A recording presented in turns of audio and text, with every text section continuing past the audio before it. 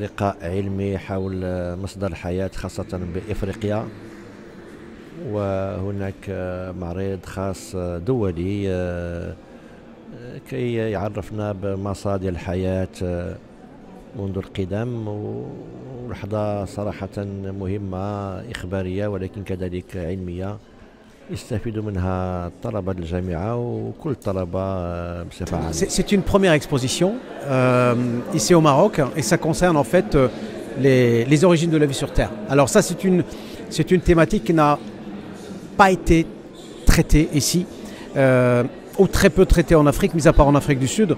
Donc après une quinzaine d'années de travaux de recherche dans différents pays africains, avec mon équipe on a décidé de dire pourquoi pas partager avec le grand public au Maroc et pourquoi pas rendre cette exposition itinérante. Donc la première fois en Afrique et la première j'allais dire ville qu'on a décidé de choisir ici à Rabat, et dans ce lieu majestueux qui est la Bibliothèque nationale. Et donc c'est vraiment un honneur et une fierté de le faire ici. Alors qu'est-ce qu'on voit? On voit des roches et des fossiles qui nous racontent une histoire sur les origines de la vie, des roches de 2,1 milliards d'années, mais on a aussi des roches qui sont beaucoup plus récentes. Et en fait, en suivant un parcours pédagogique, on peut suivre l'évolution des formes en fait. On voit des formes primitives, des formes de vie primitives très anciennes, mais on voit que les choses évoluent avec le temps.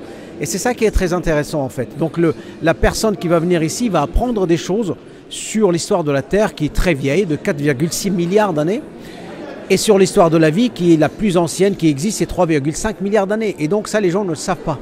C'est pour ça qu'on rapproche la science du citoyen, pour que le citoyen puisse prendre conscience de ce qu'on sait, de ce que la science et les faits apportent, et pas aller vers ce qu'on appelle les fake news, c'est-à-dire des informations fausses ou des choses comme ça ramassées sur Internet. Donc c'est pour ça que ce genre d'exposition pédagogique, didactique, ouvre l'esprit des gens, grand public, mais aussi les scientifiques. Et on a ouvert une petite parenthèse sur la mosquée de Tinmel, qui a été malheureusement dégradée par le séisme. On l'a construit en 3D. Et aussi la mâchoire, une des mâchoires qui a été trouvée dans la Jebel Iroud. Donc le bébé, voilà, de 300 000 ans, le plus vieux représentant de l'espèce humaine.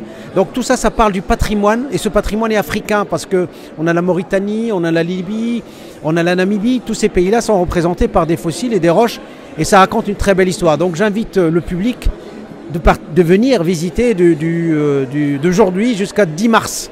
Donc voilà, avec un parcours pédagogique, didactique magnifique. Donc soyez les bienvenus. Voilà. قبل ما تخرجوا ما تنساوش تابوناو معنا وتابعونا على مواقع التواصل الاجتماعي. نيوز بلس أكثر من مجرد خبر.